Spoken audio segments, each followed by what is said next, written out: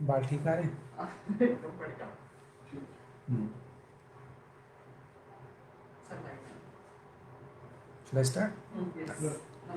Good afternoon, नमस्कार। मेरा नाम डॉक्टर राजीव कुमार राजपूत है और मैं इंद्रप्रस्थ अपोलो हॉस्पिटल दिल्ली में सीनियर कंसल्टेंट कार्डियोलॉजिस्ट हूँ। इस पेंडेमिक के दौरान हार्ट डिजीज़ के पेशेंट्स को काफ़ी परेशानियों का सामना करना पड़ा और हॉस्पिटल आने में भी डर लगता है और हम लोग अब पूरी तरह से कोविड सेफ कह सकते हैं एक तरह से, कि अगर किसी पेशेंट को कार्डियक प्रॉब्लम है तो उसको अटेंड करने के लिए पूरी प्रिकॉशंस लेते हुए अटेंड करने के लिए हमारे पास पूरी सुविधाएं उपलब्ध हैं। आज हम बात करेंगे हाइपरटेंशन इन प्रेगनेंसी। जैसा कि आप समझ सकते हैं कि हमारे देश की पॉपुलेशन बहुत है और हाइपरटेंसिव पेशेंट्स भी बहुत हैं। तो ऐसे में हाइपरटेंशन एंड प्रेगनेंसी एक कॉमन कॉम्बिनेशन है और ऐसा समझा जाता है कि 5 से 10% pregnancies total, 5 to 10% of pregnancies can be complicated by hypertension. चूँकि हाइपरटेंशन अगर हम 30 या 40 साल से उम्र की तरह आगे की सोचें तो 20 से 40% लोगों को होता है। So hypertension in pregnancy is a common combination. Hypertension pregnancy में दो तरह से डिफाइन करते हैं। एक वो कि जिन लोगों को पहले हाइपरटेंशन होता है, जिसको हम प्री एग्जिस्टिंग हाइपरटेंशन बोलते हैं, और एक वो जो प्रेगनेंसी के दौरान हाइपरटेंशन होता है, जिसको हम जेस्टेशनल हाइपरटेंशन कहते हैं। सो प्रेगनेंसी इंड्यूस हाइपरटेंशन और जेस्टेशनल हाइपरटेंशन आमतौर से 20 वीक्स ऑफ प्रेगनेंसी के बाद होता है और डिलीवरी के 6 वीक्स के अंदर अंदर ब्लड प्रेशर नॉर्मल हो जाता है। जो प्री एग्जिस्टिंग हाइपरटेंशन होता है वो प्रेगनेंसी के पहले से होता है, प्रेगनेंसी के फर्स्ट ट्राइमेस्टर में भी डिटेक्ट हो सकता है और आमतौर से ये डिलीवरी के 6 हफ्ते के बाद भी परसिस्ट करता है। और कई बार होता है कि प्री एग्जिस्टिंग हाइपरटेंशन कॉम्प्लिकेट हो जाता है और वर्सन हो जाता है प्रेगनेंसी से। वो तीसरा कॉम्बिनेशन है। अब सवाल ये है कि जो हाइपरटेंशन है प्रेगनेंसी में, उसके इफ़ेक्ट क्या होते हैं। तो ये मदर और फीटस और चाइल्ड दोनों को इफ़ेक्ट करता है। अगर हम फीटस की बात करें तो बच्चे की ग्रोथ कम हो सकती है, जिसको IUGR बोलते हैं। प्रीमेच्योर लेबर के चांसेस बढ़ जाते हैं और इन यूट्रो डेथ, बच्चे की गर्भ में डेथ होने का रिस्क भी बढ़ जाता है। ऑल्दो ये रेयर कॉम्बिनेशन है, बट फीटस को भी मदर में ब्लड प्रेशर होने से रिस्क बढ़ता है। जहाँ तक मदर का सवाल है तो ये देखा गया है कि इसमें एक्सीडेंटल हेमरेज, जिसको हम एंटीपार्टम हेमरेज बोलते हैं, और इसके रिस्क बढ़ जाते हैं, डिलीवरी का रिस्क बढ़ जाता है, हॉस्पिटल स्टे बढ़ जाता है, और प्रेगनेंसी के बाद देखा गया है कि इन मदर्स में स्ट्रोक और हार्ट डिजीज होने का भी रिस्क बढ़ता है।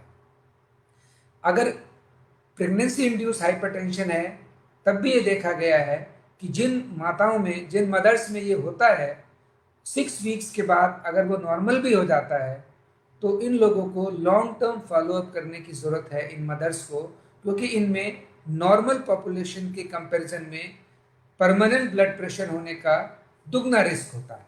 तो अगर फर्ज कीजिए प्रेगनेंसी इंड्यूस हाइपरटेंशन है और 6 हफ्ते बाद ठीक भी हो गया है, लेकिन इन मदर्स में आने वाले समय में हाइपरटेंशन डिटेक्ट होने के चांसेस ज़्यादा होते हैं, और अगर ब्लड प्रेशर अनकंट्रोल्ड रहे तो हार्ट अटैक, स्ट्रोक और किडनी प्रॉब्लम होने का भी रिस्क रहता है।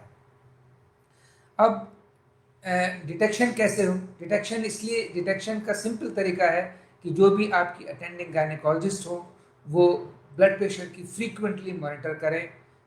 कुछ केसेस में अगर फैमिली हिस्ट्री है या पिछली प्रेगनेंसी में हिस्ट्री है तो एम्बुलेटरी ब्लड प्रेशर, जिसको 24-48 आवर्स ब्लड प्रेशर मॉनिटरिंग है, उससे भी हेल्प मिल सकती है। अब इसको ट्रीट कैसे करना है? देखिए, कुछ तो सिंपल प्रिंसिपल है। सॉल्ट इनटेक कम करना है, प्रेगनेंसी में जितनी भी एक्सरसाइजेस पॉसिबल हैं वो एक्सरसाइज करनी है, और दवाएं खानी हैं। अब ये रिकमेंडेशन ये है कि अगर आपका जेस्टेशनल हाइपरटेंशन है, पहले नहीं था और प्रेगनेंसी के दौरान ही हुआ है, तो अगर किसी भी स्टेज पे आपका blood pressure 140/90, systolic blood pressure 140 और डायस्टोलिक ब्लड प्रेशर 90 के ऊपर अगर जाता है तो आपको दवा की ज़रूरत है।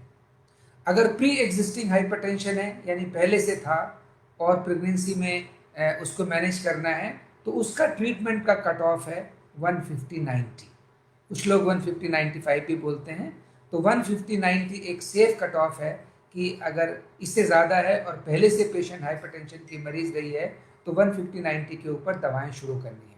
Obviously exercise and salt restriction is always recommended as first line therapy और ड्रग्स बाद में आती हैं। अब एक इम्पॉर्टेंट सवाल हमेशा ये रहता है कि कौन सी दवाएं मदर्स के लिए और फीटस के लिए सेफ़ हैं और कौन कौन सी दवा हम प्रेगनेंसी में यूज़ कर सकते हैं। तो देखिए, जो बीटा ब्लॉकर नाम की दवाएं होती हैं और वो सेफ़ हैं। लेबिटलॉल कॉमनेस्ट दवा है जो प्रेगनेंसी में ब्लड प्रेशर कंट्रोल के लिए यूज़ की जाती है। ये कंबाइंड अल्फ़ा और बीटा ब्लॉकर है। ये एक सेफ़ है। बहुत सालों से, ऑलमोस्ट 30-40 ईयर्स से ये मेडिसिन प्रेगनेंसी में यूज़ की जा रही है और इसका फीटस पे कोई भी दुष्प्रभाव नहीं देखा गया है और मदर्स के लिए भी सेफ़ है। इसकी डोज काफ़ी वेरिएबल है और ये ब्लड प्रेशर के हिसाब से एडजस्ट की जा सकती है। दूसरी दवा है कैल्शियम चैनल ब्लॉकर्स। ये जैसे एम्लोडिपिन, सिलनिडिपिन और भी जो बोथ डाइहाइड्रोपैराडीन एंड नॉन डाइहाइड्रोपैराडीन, ये दोनों ही दवा प्रेगनेंसी में यूज़ की जा सकती हैं। इन दवाओं का भी अभी तक जितनी भी स्टडीज़ और डाटा हमारे पास है उसमें फीटस पर कोई इसका दुष्प्रभाव नहीं देखा गया है।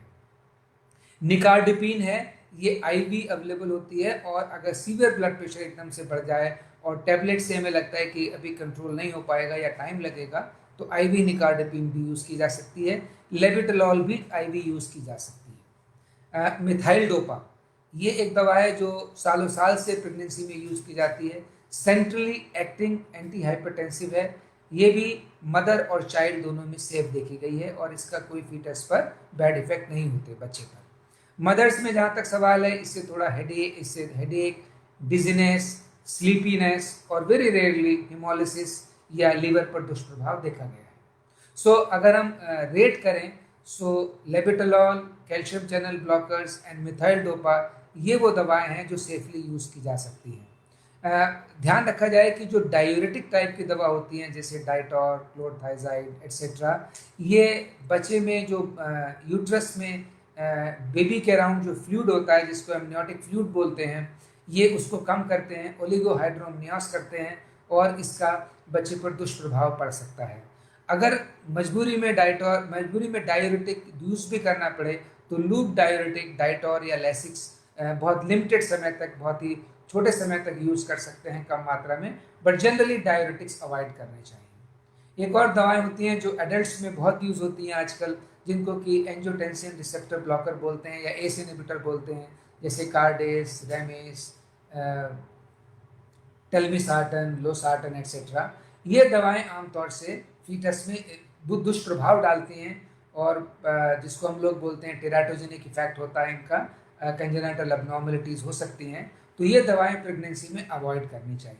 ये देखा गया है कि कुछ हार्ट में होल्स होते हैं जैसे ASD, VSD, pulmonic stenosis and coarctation of aorta, ये कुछ डिफेक्ट्स हैं जो उन बच्चों में ज़्यादा कॉमनली देखे गए हैं जिनकी मदर्स को ब्लड प्रेशर की ट्रीटमेंट के लिए एंजियोटेंसिन रिसेप्टर इनहिबिटर या एस एंजाइम इनहिबिटर नाम की दवाएं ब्लड प्रेशर कंट्रोल के लिए दी गई हैं।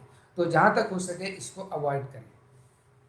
एक कॉम्प्लिकेशन होता है जिसको बोलते हैं प्री एक्लेम्सिया या एक्लेम्सिया, जिसमें ब्लड प्रेशर सीवियरली बढ़ जाता है और ब्लड प्रेशर बढ़ने के साथ मदर्स को हेडेक, विजुअल डिस्टर्बेंसेस, पूरे शरीर में स्वेलिंग, फेशियल पफिनेस और पैरों में सूजन ये हो सकती है। और आमतौर से ऐसे पेशेंट्स में यूरिन में भी एल्बुमिन जाता है और किडनी और लिवर पे भी असर पड़ सकता है। ये जो प्री एक्लेम्सिया है, अगर इसी के साथ ये और थोड़ी डिटेरियोरेट हो जाए और मदर्स को कन्वर्जन्स आने लगे, उसको एक्लेम्सिया बोलते हैं। और ये काफ़ी ये बहुत अर्जेंट मेडिकल इमरजेंसी है और इसको तुरंत ही डील करने की ज़रूरत होती है। सो इसमें इसके स्टेप्स हैं कि ब्लड प्रेशर कंट्रोल किया जाए, आईवी लेबेटोलॉल, आईवी निकार्डिपिन, और कन्वर्जेंस को कंट्रोल करने के लिए मैक्सल्फ स्टैंडर्ड मेडिसिन है जो सालों साल से यूज़ होती है। और बेसिक ट्रीटमेंट है इसका कि जल्दी से जल्दी डिलीवरी कराई जाए, चाहे वो सिजेरियन हो या वो नॉर्मल डिलीवरी हो। वो ऑब्स्टेट्रिशियन ही डिसाइड कर सकते हैं कि क्या इनके लिए मोस्ट अप्रोप्रिएट है। But delivery, urgent delivery is the remedy, और उसके बाद सब चीज़ें जल्दी से ठीक हो जाती हैं। जहाँ तक प्री एक्लेम्सिया है, इसमें हमारे पास थोड़ा सा टाइम होता है, तो हम ब्लड प्रेशर कंट्रोल कर सकते हैं और सपोर्टिव ट्रीटमेंट दे सकते हैं और अर्जेंट डिलीवरी करा सकते हैं। जहाँ तक ब्लड प्रेशर का सवाल है, अगर प्री एक्लेम्सिया और एक्लेम्सिया नहीं है तो नॉर्मल डिलीवरी भी पॉसिबल है।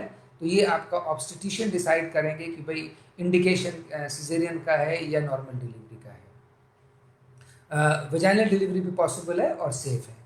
So in short, hypertension in pregnancy काफ़ी कॉमन है और इसमें बच्चे और माँ दोनों पे ही बैड इफ़ेक्ट हो सकते हैं।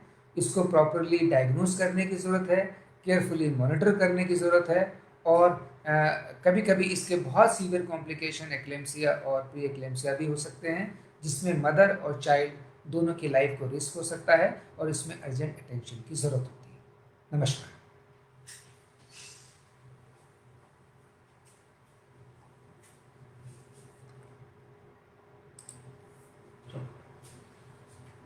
इससे ज़्यादा इस बीमारी पे बोलने का है नहीं।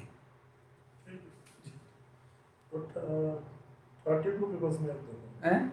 32 लोगों ने देखा। अच्छा, चलो मुझे भी भेज देना लिंक इसकी। ये डॉक्टर तपेश कुमार ने भेजा। डॉक्टर तपेश कुमार, अच्छा, लिंक मुझे भेज दो। तो यार आप मुझे बता देते, मैं अपने ग्रुप में डाल देता। चलो मैं डाल दूँ। हाँ, अभी डाल दो, ये तो सेम है इसमें। हाँ, मुझे आप लिंक भेज दो।